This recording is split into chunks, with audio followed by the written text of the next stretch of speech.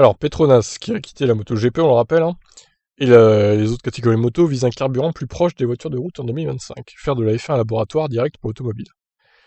Bon, bah, ils ont pas l'air de vouloir quitter la F1 du coup. Ça, c'est plutôt bon pour Mercedes.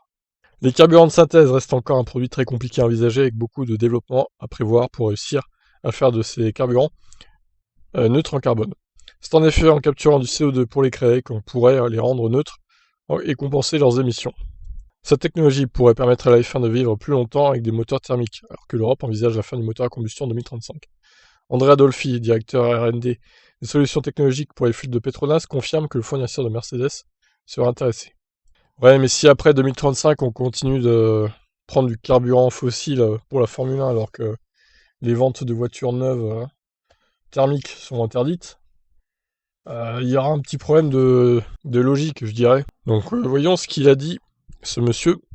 Clairement oui, a expliqué l'ingénieur dans une interview exclusive à Next Gen Auto. On parle ici des échanges entre F1 et voitures de route, et ça aurait définitivement un intérêt. Ce serait une belle démonstration et un beau défi pour nous de passer dans le futur vers quelque chose que l'on peut développer pour les voitures de route.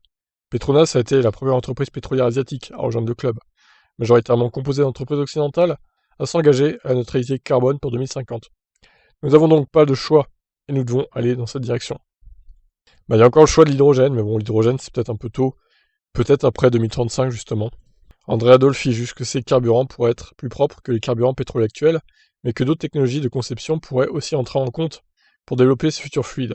Qui dit que ces carburants doivent être synthétiques? L'important pour tout le monde, pour nos enfants et pour la population à l'avenir, est de ne pas augmenter la capture de carbone en sous-sol. Nous devons recycler un maximum de carbone autant que possible en réutilisant le carbone dans l'atmosphère et les biomasses afin de ne rien gâcher, quel que soit l'élément qui respecte ces conditions. C'est bien pour la durabilité. L'Italien confirme que les éléments de langage actuels sont encore très présomptueux. Je vous encourage à ne pas trop abuser de termes comme biocarburant ou carburant de synthèse. Tout ce qui importe, c'est de ne pas augmenter les émissions de CO2 dans l'atmosphère. Il faut que ce soit durable pour cela, mais il faut aussi que ce soit durable pour une production massive, pas seulement pour une utilisation de niche. Il faut que ce soit pour les voitures de route et pour la mobilité en général. Il faut que ce soit atteignable en termes de coût. Il n'y a aucun intérêt à faire quelque chose de très cher juste pour la F1. Ce ne sera pas pertinent, ça ne va pas changer le monde, ça n'aura pas d'impact sur l'avancée technologie pour l'ensemble de la société.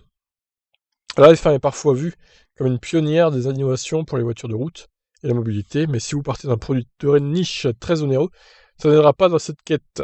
La durabilité, plus qu'une mission, ça doit être possible, durable et atteignable. Pour les années d'utilisation de carburant qui restent aux voitures de route, Petronas juge que l'objectif est de converger les produits de compétition et ceux de route. C'est le plan, nous avons fait un premier travail sur ces carburants en participant au meeting de la FIA et en représentant Petronas, donc on travaille dessus. Bon, je sais pas trop ce que ça donnera, hein, ces carburants de synthèse, si ça sera vraiment plus propre que ceux actuels, c'est ce qu'on espère. Et voilà, donc Petronas bien parti pour rester en Formule 1 visiblement. Ciao.